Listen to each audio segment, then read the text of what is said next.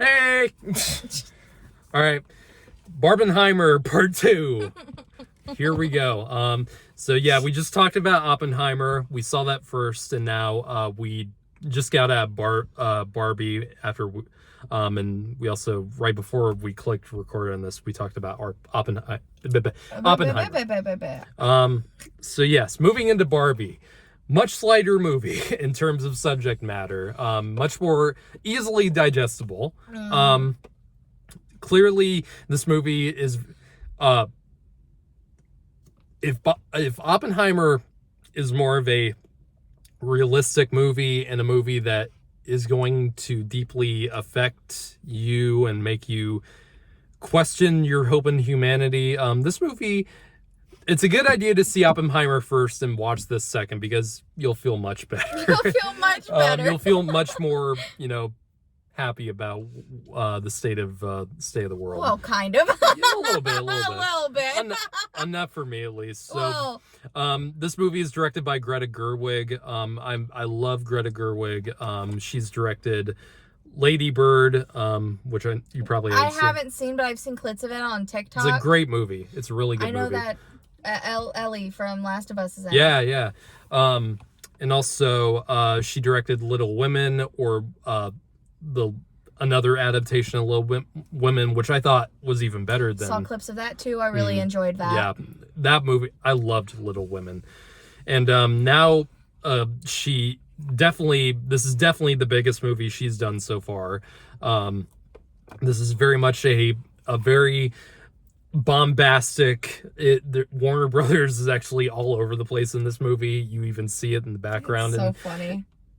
Funny being actually, when I went to the Warner Brothers set and saw all where they shoot their movies, I saw so many recognizable locations on the Warner Brothers lot, because there's a lot of those in this movie. But yeah, this stars Margot Robbie as Barbie. This movie takes place in two different worlds. One is Barbie Land, which literally, if you've seen the pictures, it literally looks like a little girl's play set. I mean, there's so much goddamn pink in this movie. I hate it. I love all the pink. I'm not gonna lie. I know that's a Barbie thing, man, but just so much pink. Blue and pink everywhere. And can we just...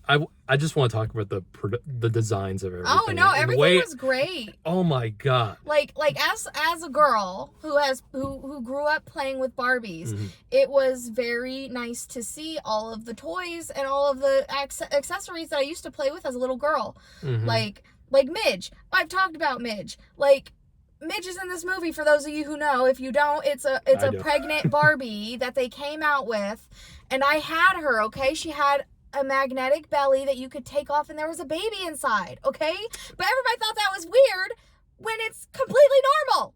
Because my sister, when we were little, my sister's 3 years older than me, I definitely saw her playing with Barbies a lot. But Midge was a trendsetter, man. Yeah, I don't remember almost any of those Barbie accessories. Because your sister would probably remember more than you would. Yeah. You were off playing Apparently with there was a Legos. Barbie that had a TV in her back. Yes, which was actually... I'm surprised you don't remember that, because it was... What played on that? Just little...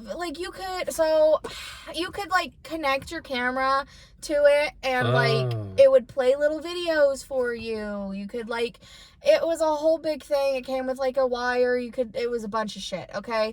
So it was not very big, because what little girl wants a camera that could, because you're supposed to play with it. You don't want to watch videos on it. Little girls want to play, Weird Barbie, Kate McKinnon, fucking great.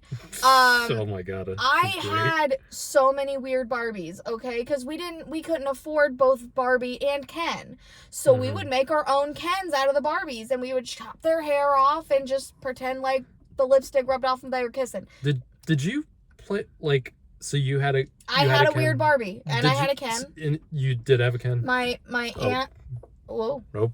Hold on. Technical difficulties. There we go. Perfect. Anyway, but I used to play with the weird Barbies. We used to draw on their faces because we were destructive little children who didn't know any better. But it wasn't until I got up to, like, my aunt's house. My aunt would always had a Tupperware set, or not a Tupperware, like a big Tupperware container full of all my Barbies and my Polly Pockets. For those of you who remember Polly Pocket, hey, anyway. I remember those. Yeah. Seeing them at least. And, like, I was just on TikTok the other day, and they were talking about the little rubber clothes and shit that Polly Pockets used to have. And, you know, you just remember that kind of shit. And it was so cool seeing the toys that I got to play with on a big screen, even played by Margot Robbie, who is a wonderful Barbie. Oh my God, she's so good. But Kate McKinnon plays that weird Barbie because, well as she does, because that's how we would make her. We would make her fucking weird. Yeah. She's always doing the splits. She was always the one doing weird stuff in your little games, you know? Did you, like, play with Ken? So, Ken, as long as I have been alive, okay, and I know it's going to piss a lot of men off. Oh my God. Ken was an accessory. I don't care what you say. He was just an accessory.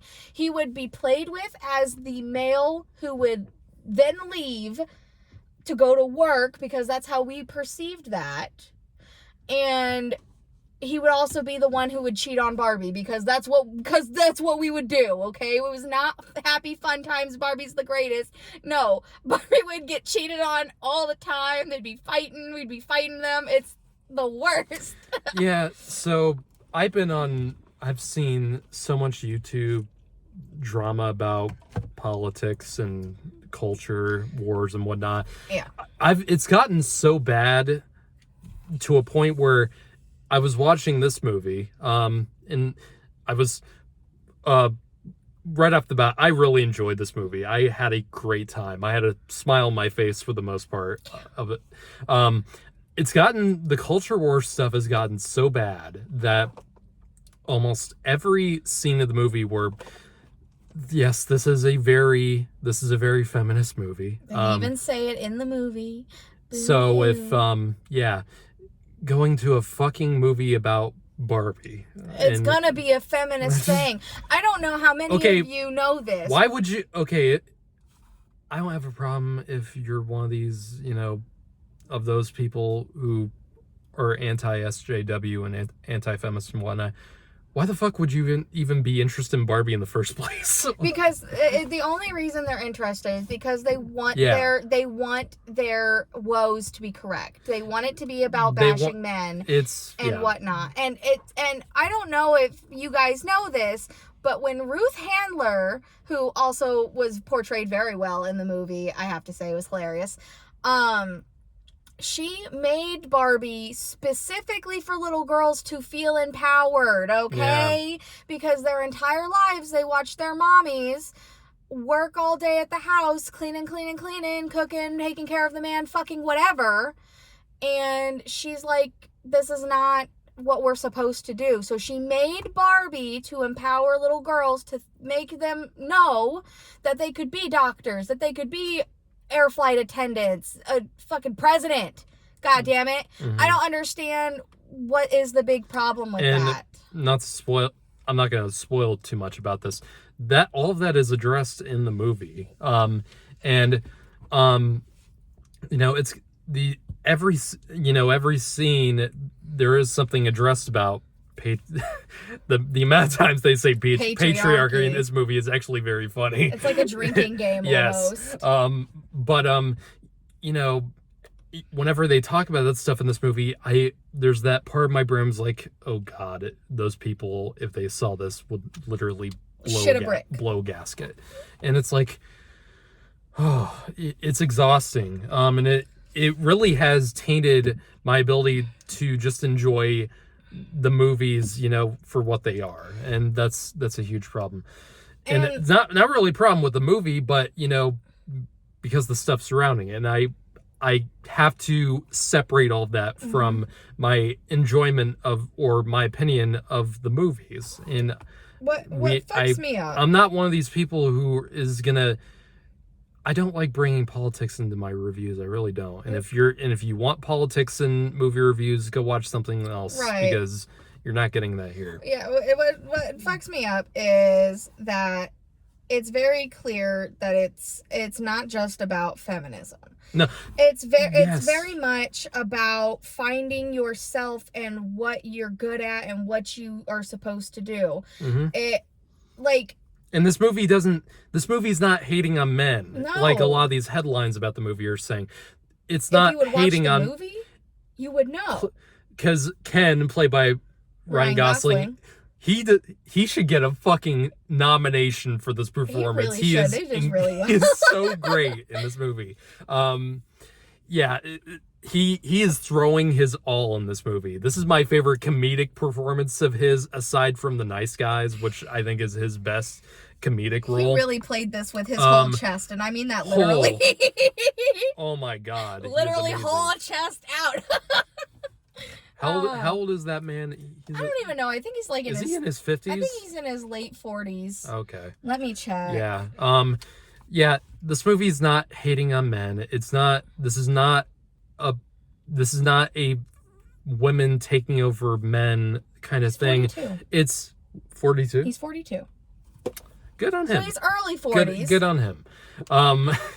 So this movie is actually, if you watched it and you actually, looked deeper into it than if you just saw a headline, the movie is about getting rid of stereotypes and labels. This movie is against placing, literally and figuratively, putting people in boxes. Literally putting people in boxes and putting all the blame on each set. Like, like, why? Like, what doesn't make any sense? And what also makes me really mad is that, Barbie was made to empower women, right? Mm-hmm. And all this entire time, a lot of girls were like, yeah, Barbie's awesome. And then suddenly it just face planted into Barbie is, a capitalist gain of unreasonable expectations for women. And, and then Mattel saw that and was like, you know what, you're right, and started coming out with other Barbies that would include everybody. And then people got mad about that. They got mad that there was more black Barbies, more, like, a disabled Barbie. Yeah. Like, are you all missing the mark here? Yeah. Are you all missing, y'all, some spare parts, bud? Figure it out. Fuck's sake. Oh my god. So, yeah. 10 out of 10. Now, I'm not saying you can't. Now, the message I think is wonderful in the movie. Now, you can criticize how the movie handles the message in its execution, because you totally can do that. Some of the movie is very heavy-handed, and it's pretty obvious what the message is. It's not very subtle, and it's not too deep of a message, but and I will say that's my main issue with the film. And I think some of the jokes do fall flat for me. But for the most part, I was laughing quite a bit. I was smiling a lot. But yeah, I have no qualm with what the movie is going for, because I think it's a good message. Mm-hmm. And just don't read headlines. Just watch the movie. Stop believing everything you read on the internet and look with your eyeballs. Yeah. The love of Christ. Figure it out. I'm so angry. I hate people. God. Letterkenny. Letterkenny. You've been watching a lot of Letterkenny. I have been binging it for the last couple of weeks, so that's not the point. All right. But yes, it's ridiculous. Yeah.